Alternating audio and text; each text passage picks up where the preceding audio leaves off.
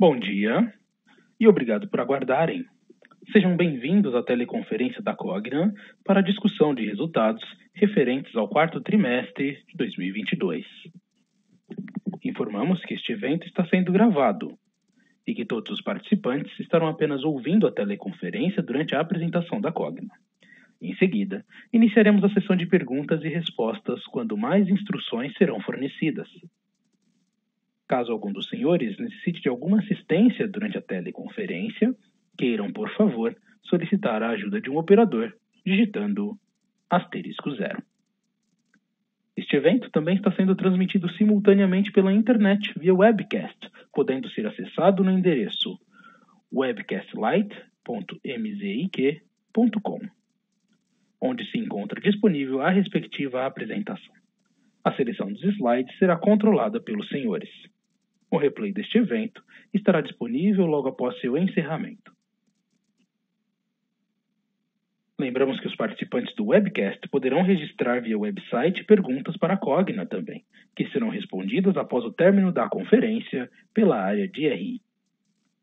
Antes de prosseguir, gostaríamos de esclarecer que eventuais declarações que possam ser feitas durante esta teleconferência relativas às perspectivas de negócios da Cogna, projeções, metas operacionais e financeiras constituem-se em crenças e premissas da administração da companhia, bem como em informações atualmente disponíveis para a Cogna.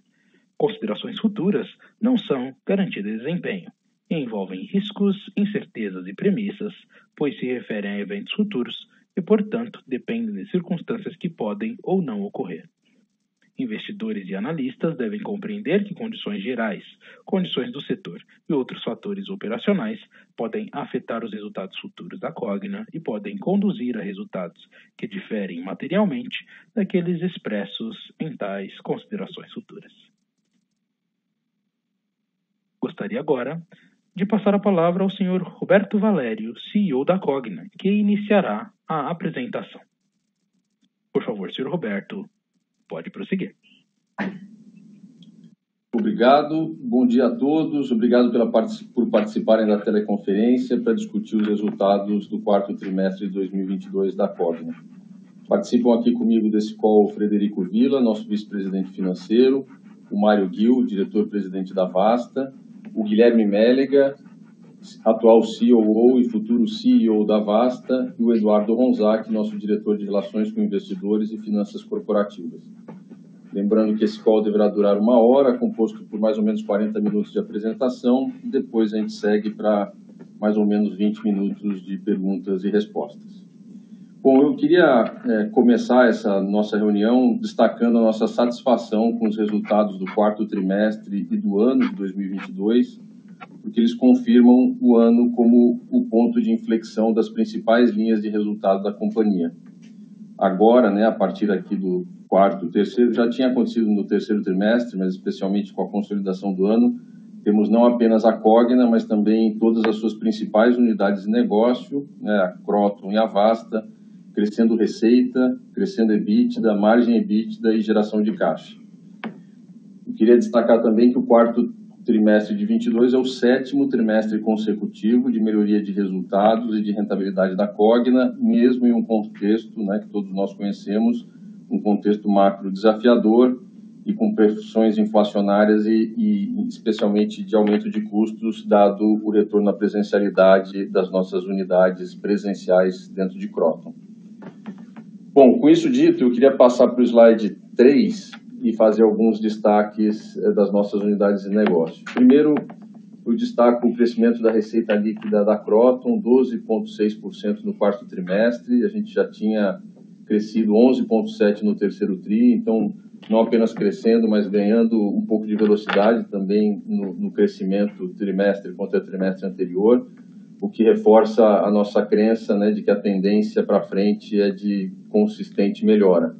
No ano, a gente já fecha a Kroton com um crescimento de 3,6% na receita, o que antecipa em um ano o resultado que a gente várias vezes comentou, que era esperado para a Kroton só em 2023. A gente já tinha crescimento de rentabilidade, de geração de caixa em Kroton, mas a expectativa é que só em 2023 a gente tivesse crescimento de receitas, boas safras de captação e rematrícula anteciparam essa melhora de desempenho.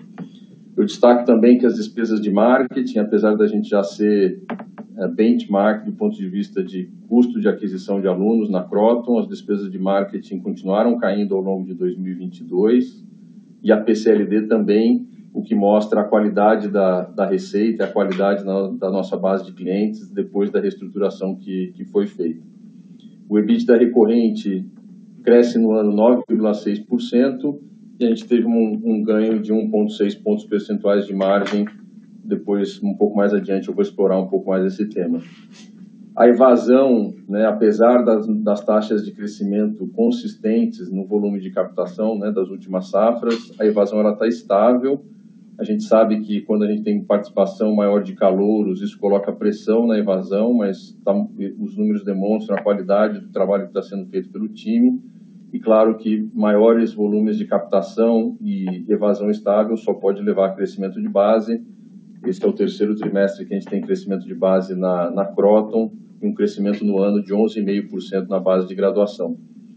Além disso, o último destaque dentro de Kroton Med, né, que foi um carve-out que a gente fez e tem dado destaque para todo o mercado.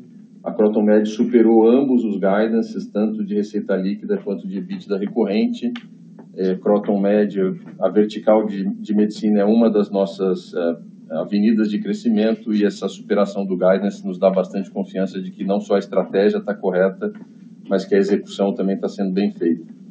Passando para a Vasta, o resultado de Vasta do ano foi excelente, né? A receita líquida cresceu 33%, mostrando a força da recuperação dessa unidade de negócios. No trimestre, o crescimento foi de quase 27%, o que reforça a nossa confiança de que o ACV, né, o guidance de ACV de 20% de crescimento para 2023, ele é factível, porque o quarto trimestre do ano é o primeiro trimestre do ciclo comercial para a Vasta, então começamos muito bem. A receita líquida de subscrição, que é a receita que a gente entende que tem mais valor e mais qualidade, porque traz mais resiliência e previsibilidade, já representa 88% do total da receita no quarto TRI de 22, com destaque especial para soluções complementares, que cresceram aí mais de 60% no quarto trimestre. Todo esse crescimento da Vasta vem, obviamente, de um excelente trabalho feito por todo o time, mas ele está suportado aí em três principais pilares: a expansão das soluções complementares, migração para produtos de subscrição, né, de produtos spot para subscrição, e além disso o time tem conseguido também fazer upsell de sistemas de ensino, fazendo com que as escolas migrem para sistemas de ensino premium. Com isso, o EBITDA recorrente no ano cresceu mais de 113%, né, e no trimestre 27%, um excelente resultado. Falando um pouco de Cogna, então já comentei que na nossa visão isso aqui foi o fim de um período, né, de reestruturação que começou lá em 2020, que foi feito, né, com uma estratégia bastante clara, mas acima de tudo muita resiliência e determinação em executar o plano que a gente tinha pensado. Para nós, o ano de 22 fecha esse grande ciclo, a gente entende que as reestruturações estão concluídas e a Cogna entra agora numa outra fase, uma fase diferente a partir de 2023.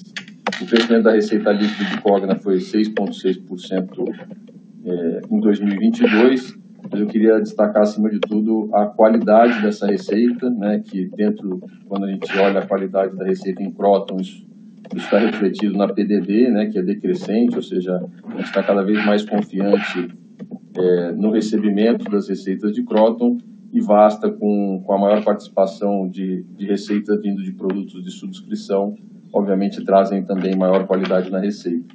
O EBITDA recorrente de Cogna cresceu 15,8% no ano e a gente conseguiu ganhar 2,3 pontos de margem ao longo desse período. Queria destacar a geração operacional de caixa, que cresceu 9,4% ao ano, atingindo 540 milhões de reais, apesar de dois efeitos, e eu queria separar bem eles aqui. O primeiro é a redução, né, de EBITDA e de geração de caixa na Saber, quando a gente compara o ano de 22 contra o ano de 21. Isso é efeito da sazonalidade natural do negócio, então a gente já esperava, né, de fato, menos EBITDA e menos caixa. mas além disso, no quarto trimestre, a gente não recebeu parte do caixa do programa do PNLD 2022, que não caiu em dezembro, mas caiu logo em janeiro e fevereiro. Se a gente levasse, obviamente que não existe o conceito de caixa ajustado, mas se a gente considerasse que o governo tivesse feito esse pagamento em dezembro, a nossa geração de caixa ela seria muito próxima de 600 milhões, porque o recebimento era de 60 milhões de reais. Então, o que é um crescimento bastante relevante, apesar do que está registrado nos nossos números ser 540 milhões. Falando um pouquinho sobre a alavancagem, acho que o trabalho que o time tem feito de liability management é excelente, o Fred vai explorar um pouco mais na apresentação, mas acima de tudo a gente está bastante confiante com relação à geração de caixa da companhia ao longo de 23. Essa geração de caixa vai ser suficiente não só para a gente pagar todo o serviço da dívida, como para a gente também amortizar toda a dívida que a gente tem prevista pagamento agora em 2023, ou seja, a gente não precisa acessar o mercado para rolar nenhuma dívida para cumprir, para honrar todos os nossos compromissos de 2023, o que na minha visão é um cenário bastante positivo dado o contexto atual. Bom, eu queria passar para o slide número 5 para a gente começar a explorar um pouquinho sobre Kroton. Então, o primeiro destaque aqui, a base de alunos de graduação da Kroton crescendo pelo terceiro trimestre consecutivo. Queria destacar que ele está crescendo nos dois segmentos, tanto de alta presencialidade quanto de baixa presencialidade. Reforço o ponto de que, apesar da nossa estratégia estar focada e concentrada em produtos híbridos e digitais, a gente continua, obviamente, oferecendo cursos de alta presencialidade, não só os presenciais, como também os EAD, que tem bastante laboratório. Está crescendo, então, portanto, nos dois segmentos. É claro que o que sustenta esse crescimento são uma série de ações, mas principalmente a nossa expansão de polos, que a gente já comentou sobre isso em vários momentos, expansão de cursos, além dos novos canais de captação que a gente tem buscado ser cada vez mais criativo aqui para criar novos canais e conseguir aumentar esse crescimento. Já comentei também, mas destaco aí as taxas de evasão da graduação, tanto de alta quanto de baixa presencialidade. Vocês veem que as taxas são bastante estáveis, muito... para quem acompanha mais o setor, sabe que taxas de crescimento tão grandes assim na captação, sustentar uma evasão baixa é bastante difícil, mas a gente tem conseguido fazer isso, não só porque a qualidade da captação está muito melhor, e a gente vê uma taxa de rematrícula do primeiro para o segundo semestre melhor, mas também porque o próprio time de rematrícula também tem feito trabalhos excelentes aqui para melhorar os processos, além do NPS que está subindo na base de alunos, então isso ajuda muito a satisfação, portanto, uma taxa de evasão menor. Eu queria só fazer mais um destaque, apesar de não estar no gráfico, os números de pós-graduação também foram muito bons, a gente cresceu 19,5% agora em 2022, portanto mostra que não só na graduação, mas na pós-graduação, com a pós-graduação crescendo num ritmo até mais forte do que a graduação. Queria passar para o slide número 6, para fazer um destaque, explorar um pouquinho o aspecto do aumento da produtividade dos nossos campi. Quando a gente começou o nosso processo de reestruturação lá em 2020, nós tínhamos 176 unidades, a gente conclui o ano de 22, portanto, esses 2 anos aí de reestruturação com 112 unidades, 64 unidades a menos, quase 40% a menos de unidade. Isso não significa, eu já falei isso em outros momentos, não significa que a gente está deixando de operar nessas cidades, ao contrário, a gente continua operando nessas cidades, mas alinhado com a nossa estratégia asset light, a gente tem movido essas operações, portanto, esses cursos e esses alunos para unidades parceiras, em geral, polos que já são parceiros nossos. Então, a gente continua operando na cidade, mas sem ter que manter toda uma estrutura e todo um investimento, dado que os nossos gestores nessa cidade são bastante profissionalizados e conseguem absorver toda essa operação. Meu último destaque aqui é que na virada de 22 para 23, vocês podem notar que a gente encerrou mais 12 operações de unidades próprias e migramos para unidades parceiras. Isso aqui tem um benefício, obviamente, entrando em 2023, porque são menos unidades e aí, portanto, menos vários custos, menos investimentos aí de CAPEX, de infraestrutura, o que deve beneficiar o 2023. Mas eu destaco no gráfico especialmente o aumento de produtividade, né? Então, lá no quarto trimestre de 2020, a gente tinha uma média de 1.400, 1.450 alunos de alta presencialidade, ou seja, aqueles que de fato usam o campus, né? E agora a gente tem mais de 2.000 alunos, um crescimento aí de quase 40% nessa produtividade, tá?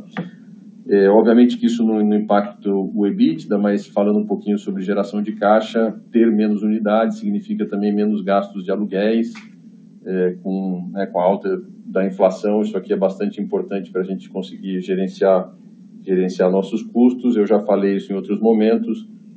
Existem algumas unidades que nós gostaríamos, né, de ter saído antes, mas dados os contratos, que eram contratos de longo prazo, e as multas, a gente não podia ter saído antes. Mas à medida que a gente consegue, esses contratos vão vencendo, a gente vai movendo essas unidades, e aí vocês estão vendo em números, né, o que a gente vem falando consistentemente há quase 2 anos. Passando para o slide número 7, falar um pouquinho sobre ticket médio. Reforço o ponto de que nossa estratégia está muito focada em crescimento de receita, lembrando que como a nossa operação é cada vez mais digital, existe uma alavancagem operacional muito grande, porque nas operações digitais, né, de cursos digitais, você tem uma estrutura de custo variável que é muito pequena. Para cada aluno novo na base, o que se agrega de custo é muito pouco, né? Então, portanto, é claro que o ticket médio é importante, mas mais importante do que o ticket médio é ter certeza que a receita ela cresce, porque tem uma alavancagem operacional e a gente ganha bastante margem com essa estratégia. De qualquer forma, para explicar um pouquinho aí esse gráfico, a gente tem os 2 blocos, o de alta presencialidade e o de baixa presencialidade. O ticket médio de alta presencialidade subiu 4%, isso aqui é reflexo da nossa estratégia de focar os cursos presenciais, especialmente nos de alto LTV, então isso está refletido aqui no ticket médio. Não está nesse gráfico, mas está no release. Eu faço um destaque para o aumento do ticket médio dos alunos de alta presencialidade pagantes, né, que cresceu mais de 12% no ano. Como a gente tem cada vez menos alunos de FIES e de PEP, isso aqui tem uma influência bastante positiva, porque saber que os alunos que nós estamos focando, né, dado que não oferecemos, a base de FIES é muito pequena, não oferecemos mais o PEP, saber que o ticket médio dos pagantes está crescendo 12% é muito positivo. Claro que quando você coloca isso no mix, no mix a média só cresce 4%, né, de 756 para 786, mas o futuro é muito mais pagante e muito menos FIES e PEP. Em quantidade de alunos, a gente cresceu 5,8%, de 273 para 289 mil alunos, e aí vocês conseguem ver o reflexo direto na receita, né, com a receita crescendo mais de 10%. Só para ter uma referência, em quantidade de alunos, apesar da quantidade de alunos ter crescido 5,8%, o pagante cresceu 10,8%, o FIES caiu 31% e o PEP caiu 43%, ou seja, né, o pagante está ganhando participação aqui. Então, um resultado que a gente, né, que eu reputo aqui como um resultado de fato muito bom. E falando sobre baixa presencialidade, o ticket médio ele caiu 8,6%, de 212 para 194. Aqui acho que é importante destacar que dentro do baixa presencialidade a gente tem 2 tipos de aluno. O aluno do semipresencial, que é aquele que vai uma vez por semana no campus ou no polo, e do 100% digital. Como a gente, nos últimos anos, ampliou o portfólio de 100% digital numa velocidade muito maior do que do semipresencial, é natural que o 100% digital ganhe participação no mix, tá? Então, o efeito aqui não é redução de ticket médio em bases comparáveis, ou seja, aluno 100% digital contra aluno 100% digital, ou semipresencial contra semipresencial, é muito mais função do mix, porque dado que a gente tem um portfólio maior de 100% online, a gente naturalmente no mix vende mais 100% online. Mas, de qualquer forma, a nossa estratégia sempre foi crescer receita, apesar da queda de ticket, a quantidade de alunos cresceu mais de 15%, e isso se refletiu num crescimento de 5,5% da receita, lembrando que a gente cresce 5,5% na receita, mas do ponto de vista de custos é um crescimento muito marginal, boa parte desse crescimento de receita vira EBITDA e vira resultado para nós, tá? Bom, seguindo para o slide número 8, só para fechar a parte de receita, no trimestre de Kroton a gente cresceu 12,6 e no acumulado 3,6. Acho que a mensagem mais importante aqui é que depois de vários trimestres com queda de receita, né, durante o processo de reestruturação da empresa, agora a gente já está no segundo trimestre de crescimento de receita, terceiro e quarto trimestre, o que para nós é uma satisfação muito grande ter o 23 com crescimento de receita, porque o último ano que a receita de Kroton tinha crescido foi 2018. Né? Então, de fato, mostra aqui que a gente virou essa página e estamos vivendo um novo momento.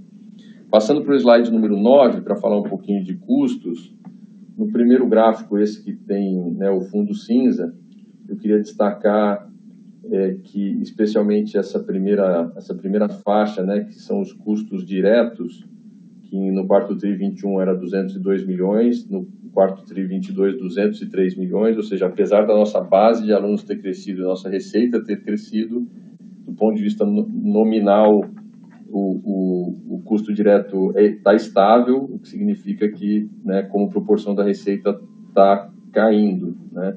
Ou seja, bastante positivo, a gente está ganhando margem. Esse aqui é muito mais para demonstrar que a maior participação de EAD na Kroton, como tem um custo marginal para cada aluno adicional muito baixo, a gente ganha em custos diretos. Está aí o exemplo claro, por isso que a gente conseguiu melhorar no quarto trimestre de 22, 2,5 pontos percentuais na margem bruta, por causa dessa diluição, disso que a gente chama aqui de alavancagem operacional do EAD. Tá? Falando um pouquinho do ano contra ano, acho que os principais destaques aqui, apesar da pressão inflacionária, os custos diretos totais eles estão praticamente estáveis, né? 21,1% contra 21,8% da receita, mas despesas corporativas, despesas de marketing, de PSLD, seguem com ganho de eficiência. A gente conseguiu ganhar alguns pontos de margem aí, por isso que a gente conseguiu aumentar o EBITDA, né? Só um último destaque, dentro de despesas operacionais, a gente tem um aumento de 1,9 pontos percentuais em despesas operacionais.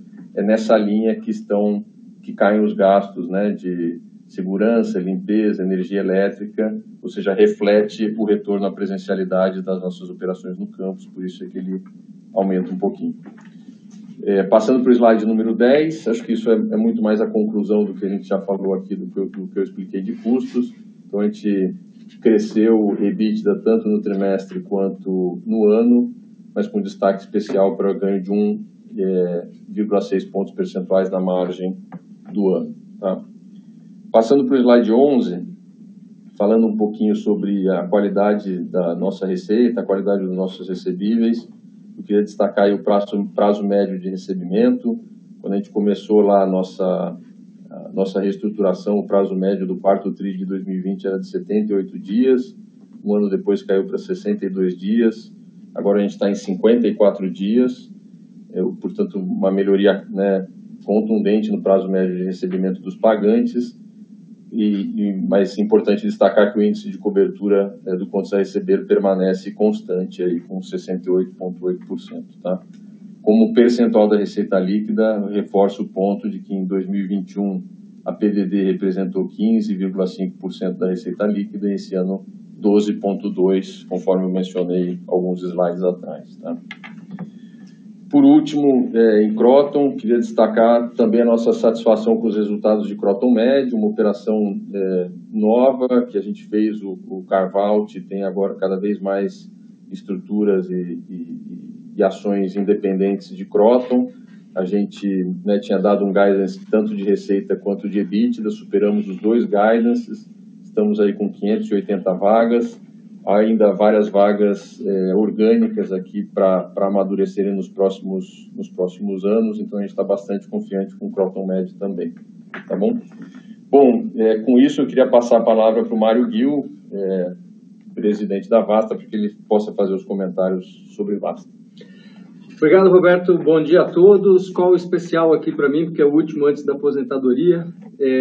Eu queria começar pelo slide número 14, a gente falar um pouquinho da receita líquida do quarto trimestre de 22, lembrando que o quarto trimestre de um ano é sempre o primeiro trimestre do novo ciclo comercial de todos os produtos de subscrição. A receita que não é subscrição, ela segue o seu fluxo normal. A receita de subscrição é sempre o começo da nova safra. Então, neste quarto T de 22, nós tivemos um aumento de receita de quase 27%, chegamos ali a um pouco acima dos 505 milhões de reais, e um destaque, um recorte importante, é o que o Roberto mencionou na abertura, receita de soluções complementares crescendo acima de 60%, portanto, mostrando a capacidade da companhia de penetrar cada vez mais na base a adoção de novos produtos que complementam o portfólio tradicional dos produtos core, né, dos produtos de grade horária. No slide número 15, eu queria falar um pouquinho aqui sobre o EBITDA recorrente. Nós chegamos no quarto T do ano passado a quase 200 milhões de reais de EBITDA, uma margem flat em relação ao ano anterior, mas reforçando que dentro dessa margem tem um evento extraordinário de uma PDD, de uma recuperação judicial que todos sabem está acontecendo, né? E quando a gente olha na perspectiva anual, aí sim a gente vê o resultado de todas as alavancas que nós fizemos para melhoria de EBITDA e margem, não é? Alcançando uma margem superior a 27%, ou seja, mais de 10 pontos percentuais acima da margem de 21%, e uma margem que é mais do que o dobro também da margem de 21%, obviamente, embora a margem de 21% ainda tivesse bastante impactada ali pela pandemia. No slide número 16, eu queria comentar um pouco mais sobre da onde vem esse ganho de margem, não é? A começar pelo fato de que a receita consolidada do ano de 22, ela foi mais do que 33% maior do que a receita no ano de 21, e os nossos custos e despesas subiram muito abaixo disso, tiveram um incremento de 17%. Eu vou me concentrar aqui do lado direito do slide, porque na visão quarto T21 contra quarto T22, os 15 milhões da recuperação judicial extraordinária impactam muito aquela comparação. Acho melhor a gente olhar o lado direito, em que nós podemos ver todos os grandes grupos de custos e despesas ali mais bem explicados. Então, todos eles caíram, despesa corporativa caiu, despesa operacional caiu, embora exista um typo aí no gráfico, houve uma redução de menos 2,1% na tabela, menos 2,1%. A PCLD subiu, mas subiu exclusivamente por conta desta recuperação judicial, que embora tenha acontecido, né, fosse um fato subsequente ali ao fechamento de 22, ela aconteceu ainda enquanto nós estávamos fechando esses resultados, decidimos provisionar 100%, excluindo esses 15 milhões extraordinários, a nossa PCLD estaria na casa de 2,4% da ROL, ou seja, ela vem caindo, vem mostrando uma melhora ano a ano, ela já foi acima de 4%, em 21 foi 3,5%, excluindo esse evento extraordinário que eu mencionei, ela estaria na casa de 2,4% e, portanto, estamos nos aproximando do que seria a PCLD tradicional do nosso negócio, que é usualmente pouco inferior a 2%. Despesas com vendas e marketing também caiu e os custos também caíram, né? Então, essas são as alavancas que proporcionaram a gente ter o ganho de margem que a gente apresentou no slide anterior. Quando a gente vai para o slide 17, acho que a primeira mensagem mais importante é que nós estamos reconfirmando o ACV 23 em um crescimento orgânico de 20% em relação ao ACV de 22, e nós queríamos aqui com esse slide dar um pouco mais de cor sobre como é que a gente espera que essa receita seja reconhecida a cada trimestre, tá? Obviamente, reforço que a receita do ACV, não é? A receita do ACV é a receita de subscrição. Então, nós tivemos no 4T22 um reconhecimento do ACV percentualmente um pouco maior do que o reconhecimento do ACV 21. Isso sempre vai ter pequenas variações, porque o calendário acadêmico dos anos, ele nunca é igual ao calendário acadêmico do ano anterior, em função de carnaval, em função de quando o Enem, por exemplo, é estabelecido pelo governo, a gente sempre deve esperar pequenas variações, mas ordens de grandeza em percentuais que são sempre muito semelhantes, né? Então, como o ACV já está dado e a gente reconheceu mais do ACV no 4T de 22, a gente espera reconhecer um pouco menos do ACV proporcionalmente ao que nós reconhecemos no primeiro T de 22, não é? Na parte de baixo do gráfico, nós damos aqui um range de expectativa de receita para o primeiro trimestre, né? Para auxiliar aí na projeção, nos modelos, não é?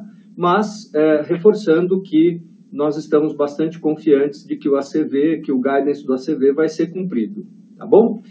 Bom, com isso eu encerro aqui a minha parte, a minha participação, aproveito depois, obviamente, por responder perguntas, mas aproveito para agradecer, né, aos colegas que estão aqui na mesa, agradecer aos analistas do mercado, aos investidores que estão nos ouvindo, por todo o apoio e suporte a esses anos todos, tá bom? Muito obrigado.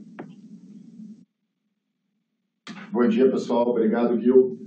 Vou iniciar aqui a apresentação falando sobre Saber, né? E lembrando a todos que Saber ela compreende os negócios do Programa Nacional do Livro Didático, Red Balloon, SETS e outros negócios.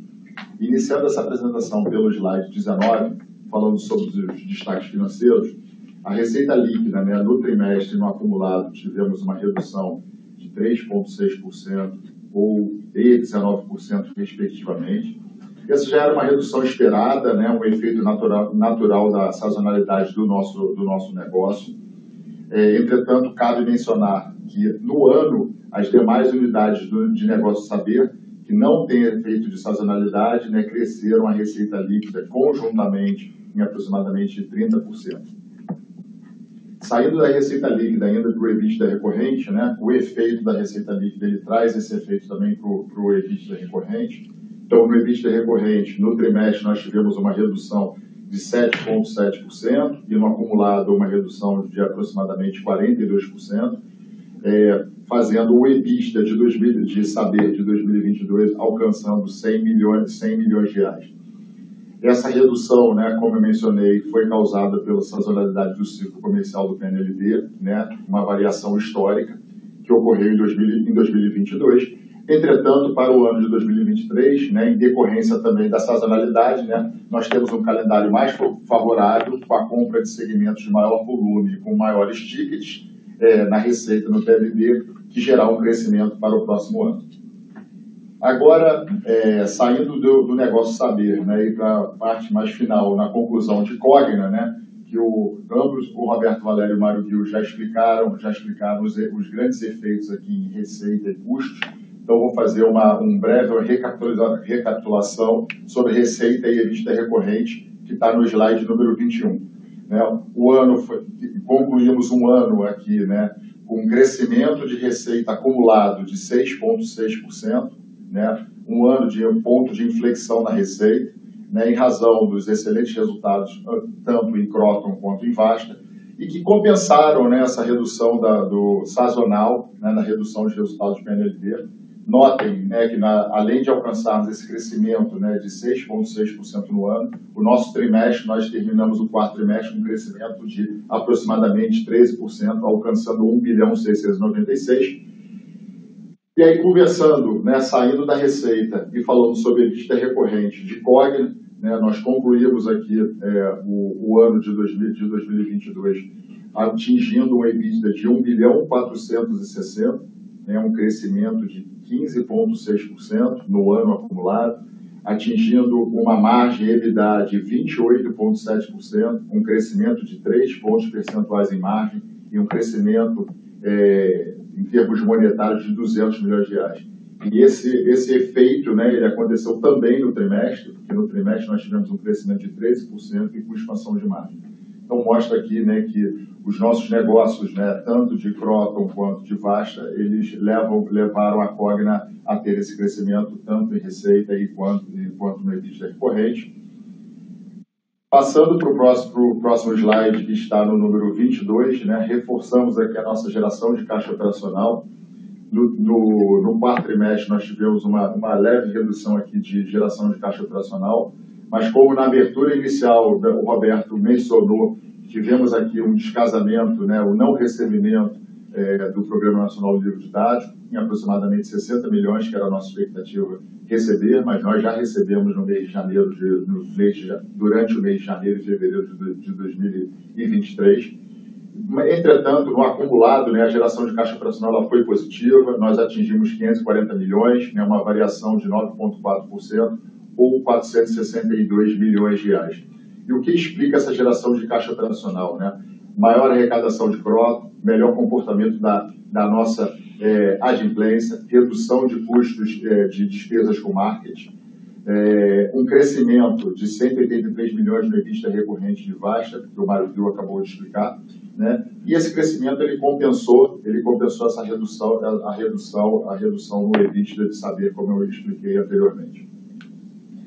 E falando de geração de caixa operacional e movendo agora para o slide número 23, né, conversando sobre a alavancagem e endividamento da companhia, né, nos últimos 5 trimestres, né, apesar da alta de taxa de juros, né, saindo de uma taxa de juros média próxima a 4%, e uma taxa média de juros no ano de 2022 próxima a 12%, né, e em dezembro com uma taxa de juros, a CDI, atingindo 3,75%, nós mantivemos ainda, né, de forma estável o nosso índice de alavancagem e endividamento, né? Então, no quarto trimestre nós atingimos, né, fechamos o trimestre com um índice de alavancagem de 2,10 vezes, né, dívida líquida sobre o EBITDA ajustado, né, que é assim que nós medimos aqui nossa alavancagem, que é assim que são medidas as nossas dívidas, nossas escrituras de debêntures com o mercado. O custo médio de novas captações, que é o gráfico abaixo, né, nós temos um custo médio de novas captações de CDI mais 2,15%. Nós temos implementado aqui durante o ano de 2021 e o ano de 2022, né, diversas ações de liability management que garantem aqui que a alavancagem é um assunto importante, né, mas endereçado aqui na companhia pela alta administração, e nós entendemos aqui que, naturalmente, né, a forte geração de caixa operacional que vem acontecendo em 2022, a gente reforça para 2023, ela vai ter essa desalavancagem natural da companhia. E por último, né, falando sobre saída da geração de caixa para falarmos sobre posição de caixa e endividamento, só lembrando, né, a companhia, né, encerrou o 31 de dezembro de 2022 com uma dívida bruta de 5.462, uma posição de caixa, né, disponibilidade de 2.129, terminando uma dívida líquida de 3.333. Nós tivemos uma redução de dívida bruta de 23,5%, né, versus quarto trimestre de 2022. E nós fizemos aqui durante o ano de 2022, né, e aqui já também iniciamos em 2023, com diversas iniciativas de liability management para garantir, né, a nossa posição de caixa e o nosso cronograma de amortização. Então, nós captamos aqui do terceiro para o quarto trimestre, nós alongamos aqui de forma bancária, usando bancos, né, um alongamento de 500 milhões de reais, com uma redução de spread de 2,95 para 2,15. Em janeiro de 2023, nós também fizemos uma captação de aproximadamente 500 milhões de reais, ao mesmo custo de CDI mais 2,15, por um prazo de 36 meses. E com isso, né, como nós, aqui no gráfico abaixo, no programa de amortização, né, saindo de uma posição de caixa de 2.129, e agora, em agosto de 2023, né, nós temos aqui amortizar, né, nossas debêntures em 1.862. Com essas iniciativas de liability management, em janeiro, né, nós já recompramos aproximadamente R$1 bilhão em debêntures, estavam sendo negociadas abaixo do par, né, elas vencem em agosto, então nós fizemos até só uma antecipação, que gerou um ganho financeiro, né, de forma oportunística para nós de R$10 milhões. Então, todas essas ações, né, tomadas, né, e a nossa robusta geração de caixa para o ano, né, permitem aqui o cumprimento de amortizações e dos encargos sem necessidade, nós não temos necessidade de fazer nenhuma nova captação do ano de 2023. Com isso, eu encerro aqui a apresentação de Cogna e eu volto a palavra aqui para o Roberto Valério. Obrigado, Fred. Eu queria passar agora para o slide número 25, só para fazer alguns destaques sobre ESG. A gente continua dando bastante foco para ESG, lembrando que nós somos pioneiros, né, nos compromissos públicos e nas metas públicas dentro do setor. Nós lançamos lá em 2021 14 metas para acelerar essa agenda, né, que é o que a gente chama de compromissos Cogna por um mundo melhor. Eu não vou, obviamente, entrar no detalhe aqui de cada uma das 14 metas, mas acho que a mensagem importante é que a gente conseguiu atingir as metas do ano de 22, né? Então, lançamos em 21, tínhamos meta para 22, 23, 24 e 25. A primeira perna dessa jornada aí de vários anos foi cumprida, com a gente conseguindo fazer ótimos resultados nos 14 itens que a gente tem como compromisso. Inclusive, queria destacar um deles, né, que é o de diversidade, possuir, né, equidade de cargos de liderança, tanto de homens e de mulheres, né, portanto, aumentar a participação de líderes femininas. Ontem à noite nós ganhamos um prêmio da GPTW, fomos reconhecidos como uma das melhores empresas para as mulheres trabalharem no Brasil, de um ranking que são, né, centenas de empresas. Nós estamos ranqueados lá como a 28ª melhor empresa do Brasil para que as mulheres possam trabalhar, o que nos enche de orgulho. Ganhamos ontem à noite, então, portanto, estou passando essa informação já em primeira mão. Avançando para o slide número 26, só para dar um pouquinho de cor sobre quais são as ações, quais são os frameworks que a gente acompanha de ESG. Vocês podem ver que, do ponto de vista de frameworks, a gente é aderente a todos os frameworks importantes. Temos compromissos voluntários com vários parceiros, entre eles, né, os ODS do Pacto Global. Do ponto de vista de certificações, esse ano nós recebemos a certificação Great Place to Work, que é algo que a gente se orgulha muito. A gente sabe que precisa de bons talentos para conseguir levar a empresa para o caminho que a gente espera. E fechando com relação aos ratings e índices, nós lideramos todos os ratings no segmento de educação, tanto o Sustainalytics quanto o Corporate Sustainability Assessment da Standard & Poor's, Refinitiv também, que é um outro rating que a gente é líder.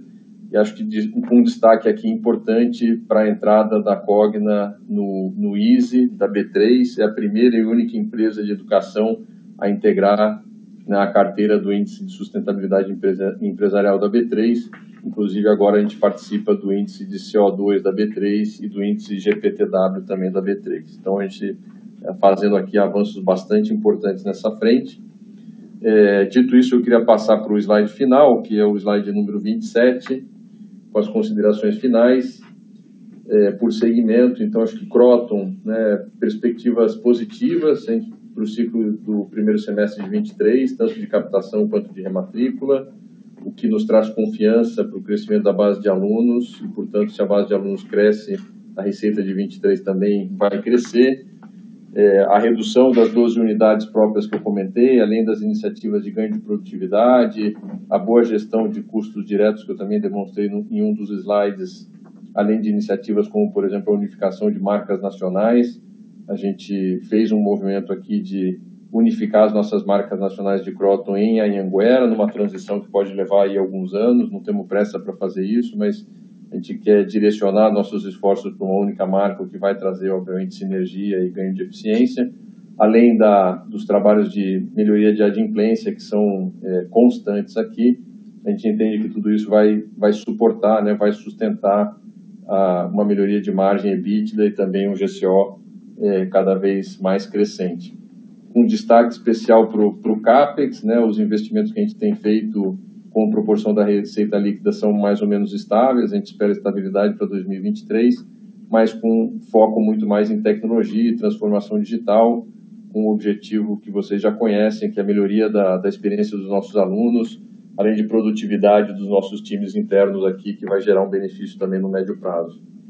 Do lado de Vasta, a entrega do guidance de 1 bilhão, né, que a gente se propôs em 2022, e com esse crescimento contundente de Vasta nos resultados de 2022, reforça a nossa confiança no potencial desse segmento. O EBITDA recorrente cresceu 113% em 22, com ganho de margem, que é bastante importante. A gente entende que essa estratégia executada de maneira consistente vai também nos ajudar no ano de 23. E como o Gil bem disse, a gente começou bem o ciclo comercial, o quarto trimestre de 22 foi bastante positivo, o que reforça aí nossa confiança no guidance. Do ponto de vista de Cogna, já falei, né? Fechamos então a etapa de reestruturação, viramos essa página, retomamos, né, os resultados de melhoria de receita, EBITDA, de geração de caixa, e agora a gente olha para frente, claro, com uma visão ambidestra, né? A gente vai continuar focando e executando muito bem o core, as operações que são grandes, Croton, Vasta, Saber, mas a gente começa a focar cada vez mais em buscar amadurecer novas teses, novas oportunidades de crescimento dentro do segmento de educação, que obviamente não amadurecem em poucos trimestres, são iniciativas aí de anos, né, para que elas se tornem relevantes, mas a gente tem que sempre dar um primeiro passo para a gente conseguir construir isso. A empresa está cada vez mais direcionando energia para que a gente possa construir essas iniciativas. Do ponto de vista de geração de caixa, só queria destacar mais uma vez, apesar do registro de 540 milhões de geração de caixa no ano, né, o que torna a nossa alavancagem estável. Se nós tivéssemos recebido, né, o caixa do PNLD 22, nossa geração de caixa teria sido de cerca de 600 milhões, o que é um resultado, um crescimento bastante positivo versus os 494 milhões de 2021.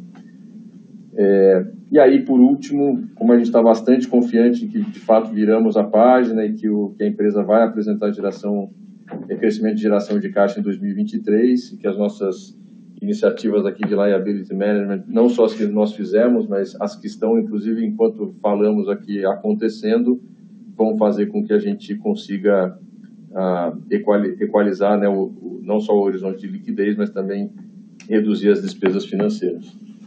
Acho que com isso eu fecho aqui a nossa etapa de apresentação e abro para perguntas. Senhoras e senhores, iniciaremos agora a sessão de perguntas e respostas. Para fazer uma pergunta, por favor, digitem *1. Se a sua pergunta for respondida, você pode sair da lista digitando *2. Nossa primeira pergunta vem de Luca Marquezini, Itaú. Bom dia, pessoal. Obrigado por pegarem nossas perguntas. São duas do nosso lado. Primeiro, em relação a esse ciclo de captação do primeiro trimestre, se vocês puderem comentar, por favor, como tem visto o cenário competitivo, principalmente no segmento de baixa presencialidade, se vocês têm visto players mais agressivos, por favor, acho que ajuda, tá? E aí, a segunda pergunta em relação às despesas com marketing, né? A empresa teve uma boa diluição em relação à receita líquida em 2022, que vocês comentaram que foi em parte devido a uma migração para o marketing digital. Então, se puderem, por favor, comentar mais sobre essas iniciativas e se acham que ainda tem espaço para ter mais diluição nessa linha, por favor. Obrigado. Oi, Luca. Obrigado pelas perguntas.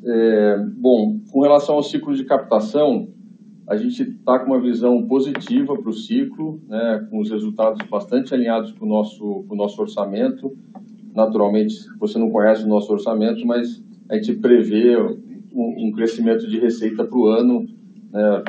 Estamos vindo de um crescimento no terceiro e no quarto tri. Obviamente que a expectativa é que a gente mantenha esses crescimentos ao longo de 2023. Então, visão positiva. Acho que o que eu poderia dar um pouquinho de cor é que o fevereiro e março vieram um pouquinho mais fracos do que vínhamos nos meses anteriores.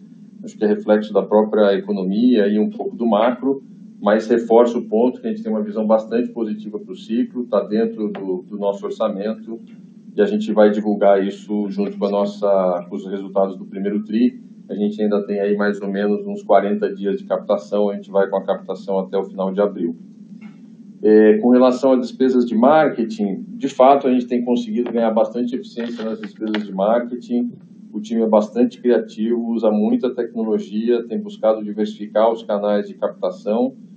A gente entende que tem oportunidade de melhoria, né, mas eu já disse isso em outros calls, A gente já é bastante eficiente, a gente é muito eficiente, o LTV sobre CAC do nosso negócio é bastante positivo, né? 6 vezes, e eu também adiantei que a gente espera gastar um pouquinho mais de marketing ao longo do ano. Então, acho que aqui, direcionalmente, dizendo, a gente está disposto a gastar um pouquinho mais de marketing, mas tem algumas eficiências, então eu diria que tem um pouco de equilíbrio nessa linha. Vamos vendo como é que o ano acontece, tem bastante coisa para acontecer aqui no Brasil, né, não só no nosso segmento, na nossa empresa, mas a resposta final, para ser direto, assim, a gente tem oportunidade de melhoria de eficiência de marketing, mas a gente também entende que investimento de marketing, quando vem com resultado, é sempre positivo, porque forma mais base e ajuda a gente nos nossos crescimentos de médio prazo. Tá? Então, a gente vai administrar isso aqui ao longo dos próximos trimestres. Perfeito, super claro, Valério. Obrigado.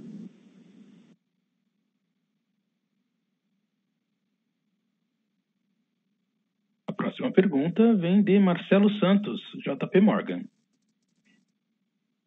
Bom dia a todos, Valério, Guio, Fred, obrigado por pegar minhas perguntas.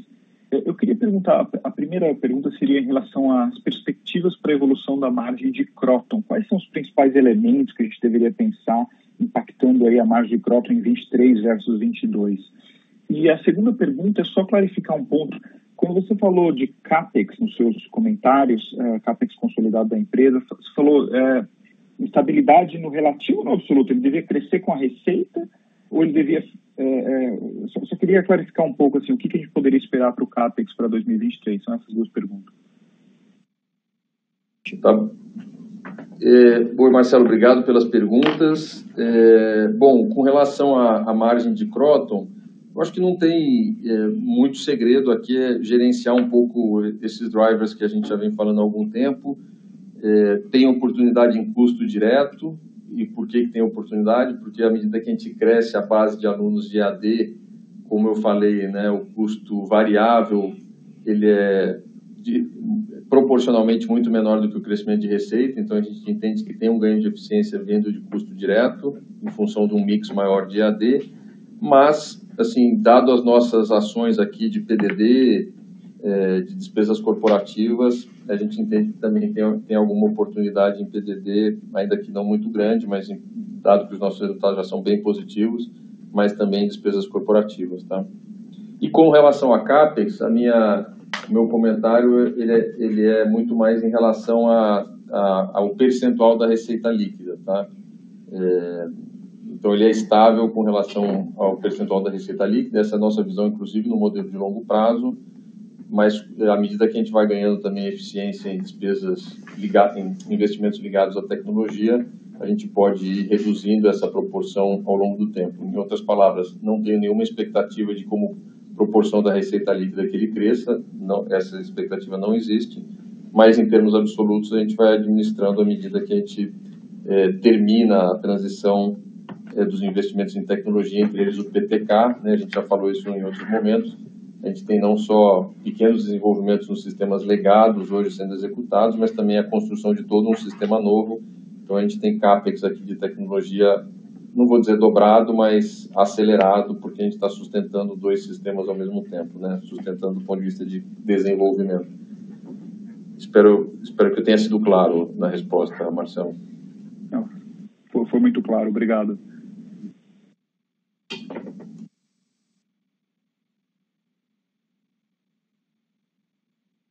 A próxima pergunta vem de Lucas Nagano, Morgan Stanley. Pessoal, bom dia.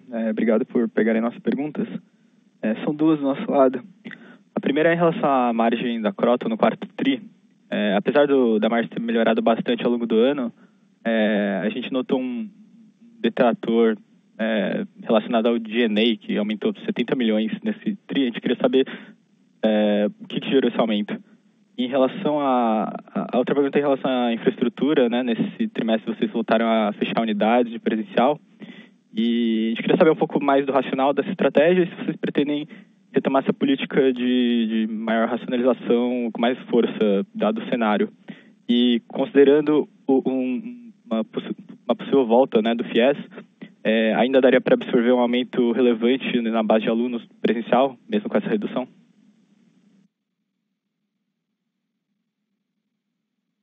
Lucas,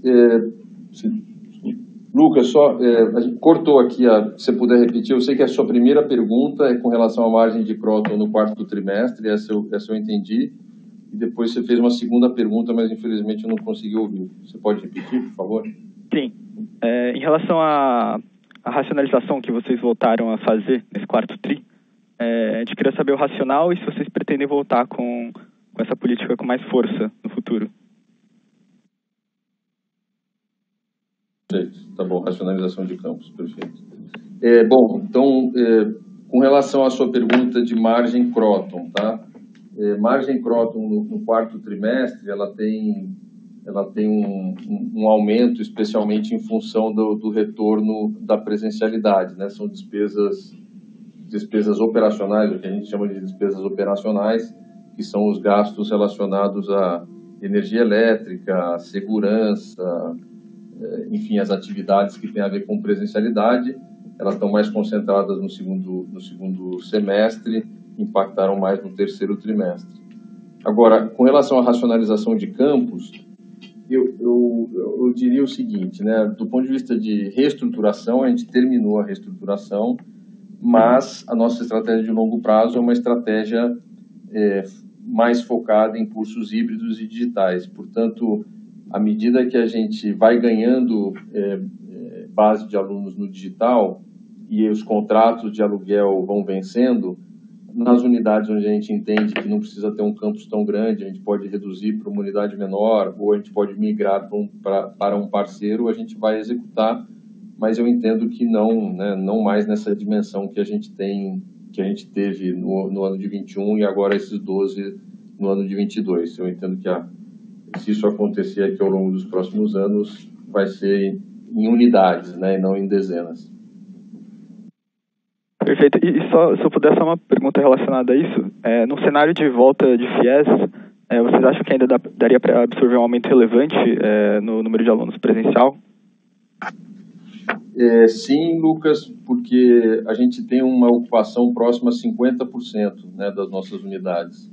Então, a gente tem bastante espaço, sim, para crescimento, assumindo que o FIES só venha para o presencial, né?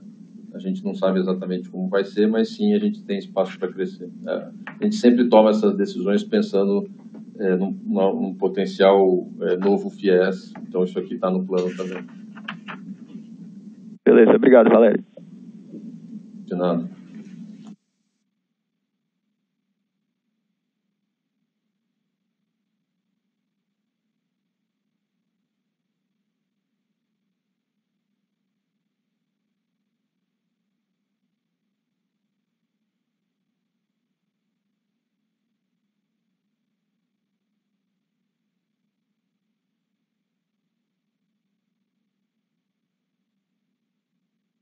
Nossa próxima pergunta vem de Ian Seskin, BTG Pactual.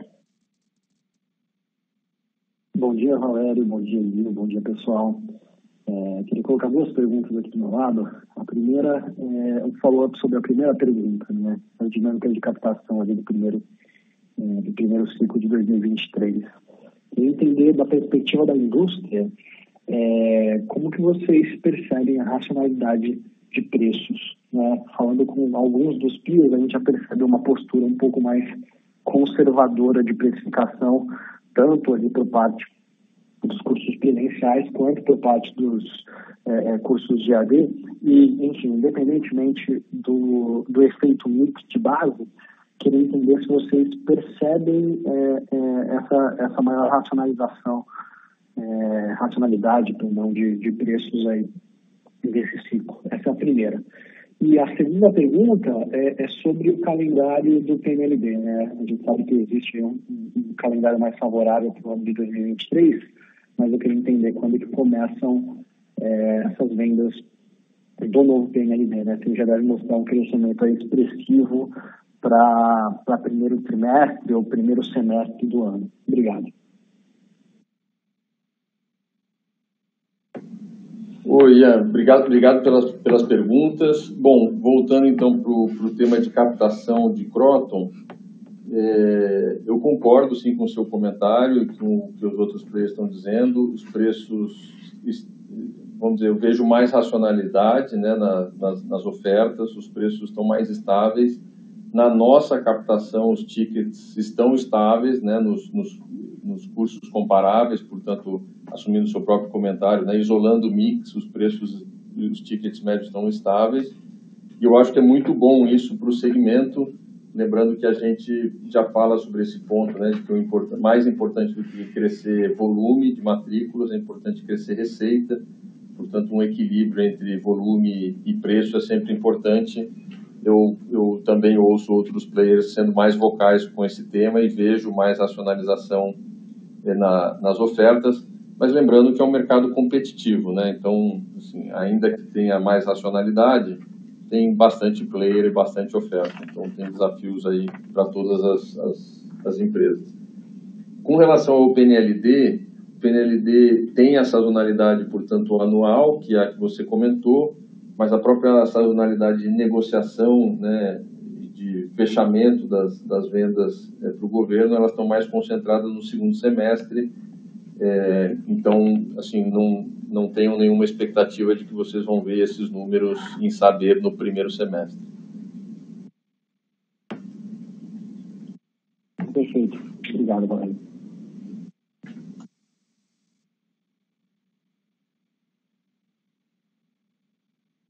Nossa próxima pergunta vem de Pedro Caravina, do Credit Suisse.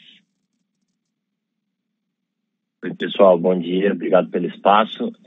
São duas aqui do meu lado. Primeiro, sobre ticket no alta presencialidade, eu queria saber se tem como vocês abrirem um pouco o ticket, excluindo o efeito da medicina, né, tanto para o segundo semestre de 22, então como que isso estava essa inflação, quanto para o primeiro ciclo de 23, que, enfim, vocês já abordaram um pouco, mas expurgando esse efeito da medicina. E aí a segunda é mais para tentar entender um ponto do segundo semestre. A PDD melhorou no ano, de fato, provavelmente das implementações de melhoria que vocês têm feito, mas a hora que a gente olha o segundo semestre de 21 versus o segundo semestre de 22, ela ficou estável com um leve aumento versus a receita líquida.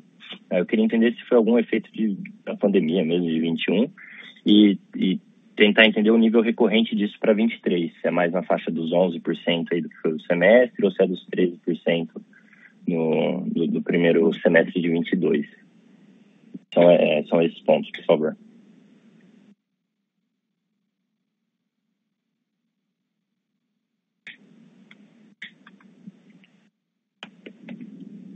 Oi, Pedro, tudo bem? Bom, com relação à primeira pergunta, eu respondo, depois eu passo a PDD para o Fred explicar, tá?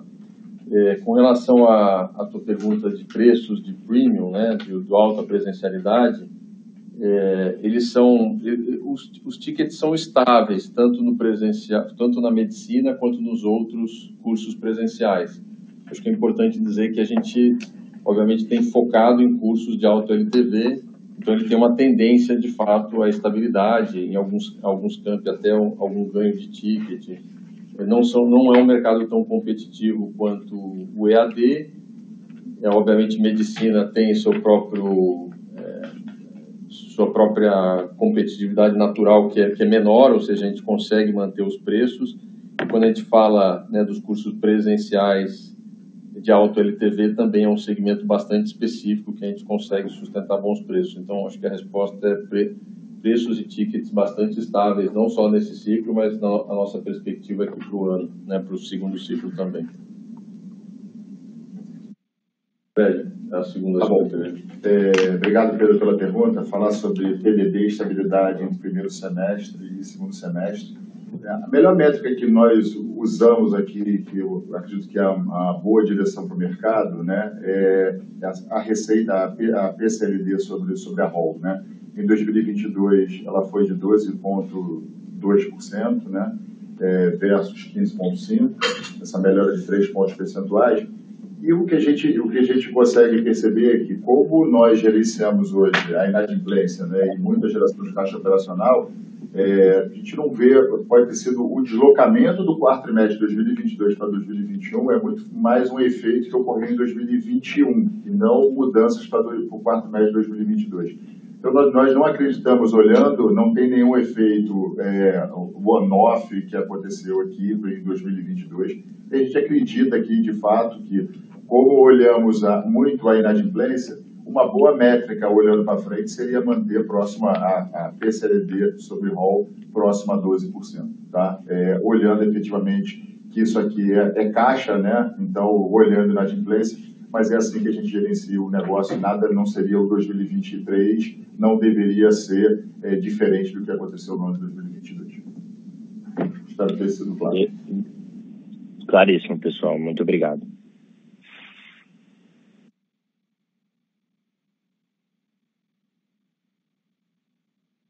Nossa próxima pergunta vem de Marcelo Santos, JP Morgan.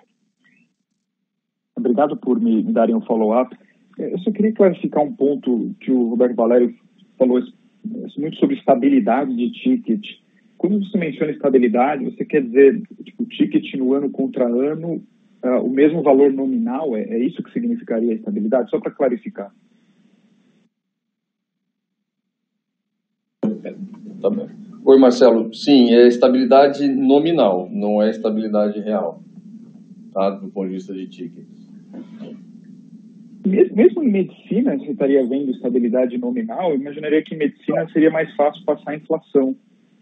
Não. Medicina é um segmento específico. Medicina a gente repassa a inflação com certeza, tanto para o veterano quanto para o calouro. É que eu tinha entendido que a sua pergunta era mais, né, dos cursos genéricos de alta presencialidade. Aí é nominal, mas medicina sim a gente consegue repassar a inflação. Ah, tá ótimo. Agora ficou claro. Obrigado. Deixa eu aproveitar, Marcelo, e fazer uma correção aqui no meu comentário sobre CAPEX. Eu fiz uma resposta para você muito mais pensando no modelo de longo prazo do que especificamente no 23. A gente espera para 23 um CAPEX estável, tá? Estável, 22 comparado com 23 em termos nominais. Então, portanto, como proporção da receita líquida, ele é menor. É que ao longo do tempo aqui no nosso modelo de longo prazo, ele tinha aquele efeito diferente que eu comentei, que é certa estabilidade percentual, tá? Mas para 23 a gente espera a estabilidade nominal. Desculpe aqui pela confusão, mas queria garantir que o entendimento está correto, tá? Sim, ficou claro então, agora ficou bastante claro. Obrigado pela correção. Imagina.